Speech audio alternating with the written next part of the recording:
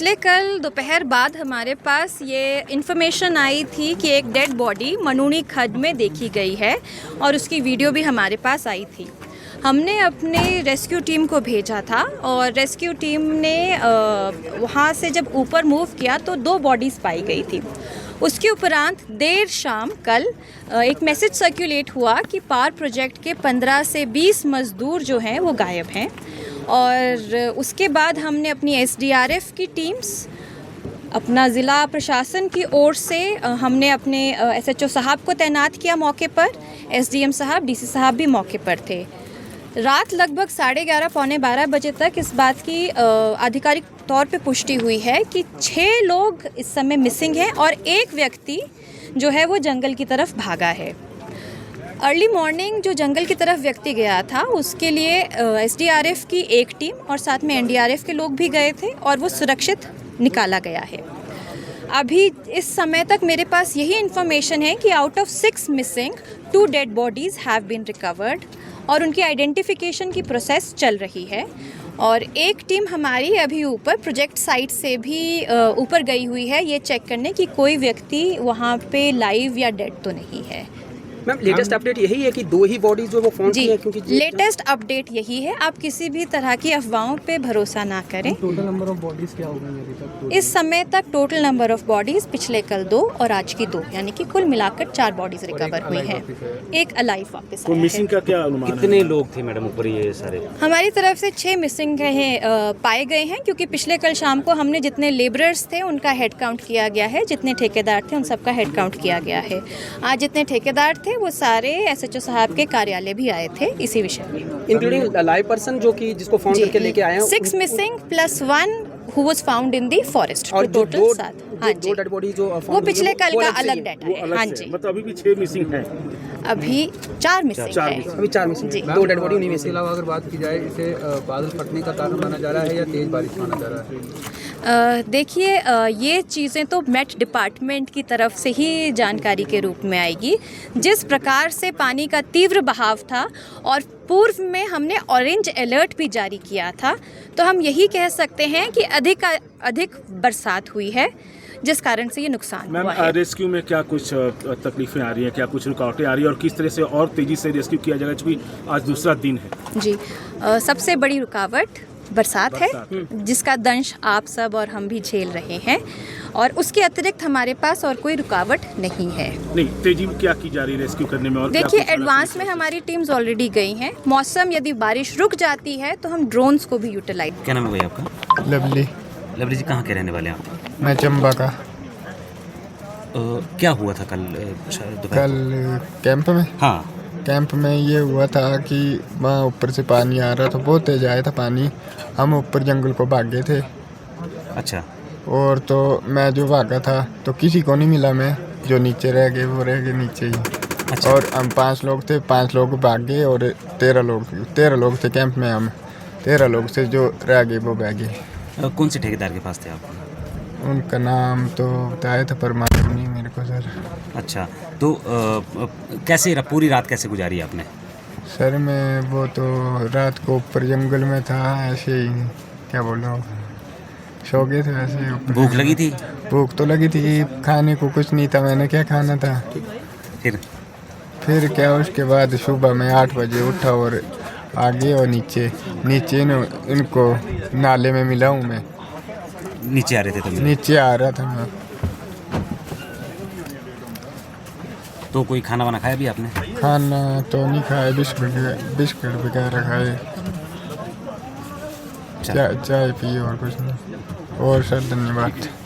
ठीक है। ये जॉइंट अभियान है, इसमें एनडीआरएफ, एसडीआरएफ और लोकल जो पुलिस और दूसरे जो सिविलियन कुछ जो हैं उनके साथ मिलकर ये किया जा रहा है। इसमें एक टीम एनडीआरएफ की है, 2 टीमें एसडीआरएफ की। अभी तक जो एक्सपर्ट अगर हम रेस्क्यूअर्स की बात करें तो लगी नहीं है। कितनी डेड बॉडीज रिकवर की है अभी तक? डेड बॉडी 2 कल रिकवर हुई थी जो मेरे को जानकारी मिली। एक हमने, आपने देखा होगा, अभी रिकवर की है। तो 3 डेड बॉडीज़ अभी तक रिकवर हो चुकी हैं। तो कितनी बताई गई थी, कितने लोग मिसिंग हैं? मिसिंग अभी भी अगर देखा जाए तो जो डिस्ट्रिक्ट अथॉरिटीज़ के द्वारा जो फिगर दिया गया है उसमें 6 मिसिंग थी, उसमें से 1 अभी मिल गई है। तो अगर हम वही मान के चलें 6 मिसिंग है तो अभी भी 5 कितना चुनौतीपूर्ण मान रहे हैं सर? ये बहुत एक तो जो एरिया है बहुत दुर्गम है, यहाँ से डिज़ास्टर साइट तक पहुँचना भी एक चुनौती है। तो आप देख सकते हैं, आप लोग खुद आए हो तो आप अच्छी तरह से महसूस कर सकते हो कितना दुर्गम है। और मौसम अलग से वो अलग है, मौसम भी ख़राब होता जा रहा है। इसमें थोड़ा सा रेस्क्यू ऑपरेशन में थोड़ा सा डिस्टर्बेंस होती है। एनडीआरएफ के जवान लगातार रेस्क्यू कर रहे हैं, बारिश हो जाती है, खतरा भरा है, जोखिम भरा ये है, उनके लिए कितना जोखिम भरा रहता है और क्या उनके लिए दिशा निर्देश रहते हैं? हमारा देखिए, हमारा तो ये काम है और हमारी तरफ से दिशा निर्देश यही रहते हैं कि आपने अपना बेस्ट देना है। जिनके भी अगर कोई घर वाले अगर नहीं मिल रहे तो उनको जितना हो सके तो उनका जो डेड बॉडीज़ अगर है तो उनको ढूंढ के दी जाए। जहाँ तक हमारे अपनी सेफ्टी का ख्याल है तो ये हमारी ट्रेनिंग का हिस्सा है। हम रेस्क्यू के दौरान अगर किसी रोकना भी पड़े, अगर हालात ऐसे आते हैं तो ट्रेनिंग में बिल्कुल बताया गया भी अपने आप को सेफ्टी रखनी है। अपनी सेफ्टी को रखते हुए ही आगे का रेस्क्यू अभियान करना। अगर किसी की ज़िंदगी सामने नज़र आ रही है, अभी डेंजर में नहीं है तो। कितने जवान आपके यहाँ? एक टीम लगी हुई है पूरी, एक टीम में हमारे 30 से 35 जवान हैं। देखिए, क्योंकि ये हमारा गांव है और यहाँ मेरे घर से तो ये 1 किलोमीटर की दूरी भी नहीं है।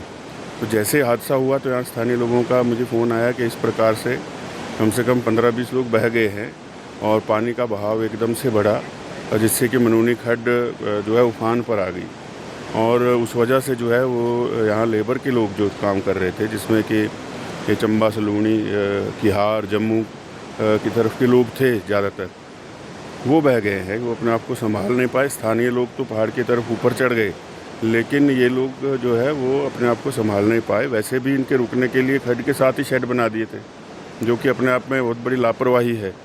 तो ये उस कारण हादसा हुआ। और पिछले 1 वर्ष से हम कह रहे हैं कि यहाँ पर पोर्टेबल क्रशर लगे हैं, अवैध खनन हो रहा है। 1 करोड़ के लगभग चालान विभाग ने प्रोजेक्ट वालों के किए हुए हैं। हमारी जो यहाँ रक्कड़, सिद्धबाड़ी और बाकी इलाके की सोकड़िंदा कोट की पेयजल स्कीम है, सभी को पता है। ग्रामीणों ने भी, पंचायत ने भी धरना दिया। हमने खुद विभाग को बोल करके पुलिस में शिकायत दर्ज कराई कि वो सारी प्रोजेक्ट ने ख़राब कर दी। तो मेरा ये मानना है कि लापरवाही का मामला है। उस वजह से जब पता बरसात उतर आई है तो लोगों को वहाँ रहने नहीं देना चाहिए था।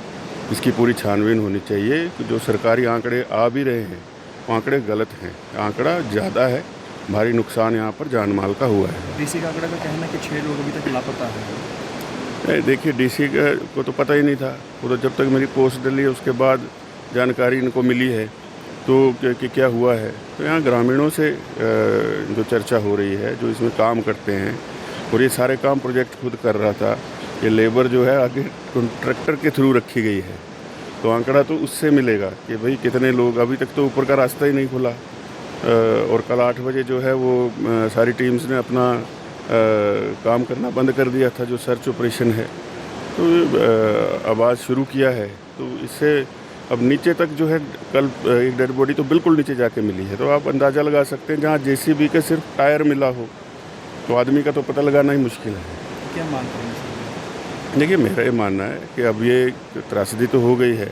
जो जिनकी मृत्यु हुई है, ये लोग यहाँ रोज़ी रोटी के लिए आए थे, इनको उचित मुआवजा मिलना चाहिए, जिसकी भरपाई प्रोजेक्ट को भी करनी चाहिए। और क्योंकि सरकार को बार बार चेताया गया था, तो सरकार को भी उचित मुआवजा देना चाहिए। और प्रोजेक्ट जो है, इसके ऊपर नकेल कसनी चाहिए। यहाँ तो प्रोजेक्ट होना ही नहीं चाहिए। इस पर पेयजल स्रोत हैं, ये फ्रेजाइल स्ट्राटा है। इतने बड़े आप स्ट्रक्चर इधर खड़े कर देंगे तो ये हर वर्ष जो है इस तरह की घटनाएं होंगी और होती भी रही हैं जो है वो पहले।